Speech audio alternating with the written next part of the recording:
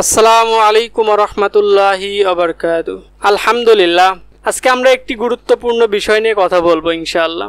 আপনারা যারা খামারি আছেন, একটি ভুলের মাধ্যমে আপনার খামার থেকে আপনি লসের সম্মুখীন হতে পারেন। আর একটু সচেতন থাকলে আপনি খামার থেকে আরো বেশি লাভবান হতে পারেন। হ্যাঁ, এই কথাগুলো আমরা এজন্যই বলছি। আপনারা দেখেছেন যে আমরা টাইগার মুরগির বাচ্চা নিয়ে এসেছি। আমরা এই টাইগার মুরগির বাচ্চার জন্য প্রথমে আমরা খাবার নিয়ে এসেছিলাম আমাদের স্থানীয় যে বাজারগুলো আছে সেখান থেকে।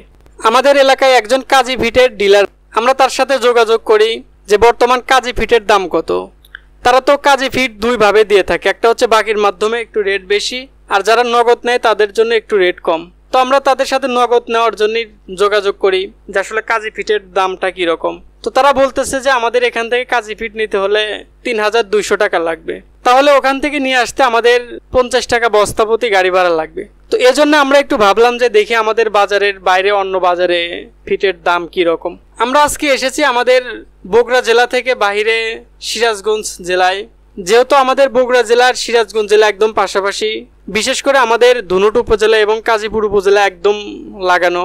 তো ওই বাজার থেকে, ধুনুট বাজার থেকে কাজীপুরে আমরা যে বাজারে এসেছি সেটা প্রায় সমান। তো আমরা এসে এদের সাথে আলাপ করলাম যে আসলে আপনাদের ফিট দাম কত বা কিভাবে দেন। তো ওনারা বলতেছে যে আমরা ৩,০৫০ টাকা করে দিতে পারবো। আর আমাদের ওইদিকে ফিটের দাম হচ্ছে ৩,২০০ টাকা, আর এখানে ফিটের দাম ৩,০৫০ টাকা। এমনিতেই আমরা ১৫০ টাকা ফিটের বস্তাপতি কম পাইতেছি। যদি আমাদের ৫০ টাকা গাড়ি ভাড়া যায় সেক্ষেত্রে আমরা বস্তাপতি ১০০ টাকা কম পাইতেছি। তো আজকে আমরা এখান থেকে ৪ বস্তা ফিট নিয়ে যাব আমাদের টাইগার মুরগির জন্যে। একটু সতর্ক থাকলে খামারে অনেকটা লাভ করা সম্ভব। তো আমরা ওখানে যাওয়ার পরে ভাইয়ের সাথে বিভিন্ন বিষয়ে আলাপ করলাম এবং ওনারা খুব ভালো মানুষ। শুধু মুরগির খাবারই নয়, আপনাদের যার যে খামার আছে সেই খামারের যে খাবারগুলো লাগে সেই খাবারগুলো আপনারা আশেপাশে বাজারগুলো থেকে নেওয়ার চেষ্টা করবেন। আপনারা দেখবেন, জানবেন যে খাবারটি নিচ্ছেন সেই খাবারটি আদৌ ভালো কিনা। অবশ্যই খামারের প্রত্যেকটা বিষয়ই হিসাব নিকাশের সাথে করবেন, তাহলে লসের সম্মুখীন একদমই হবে না।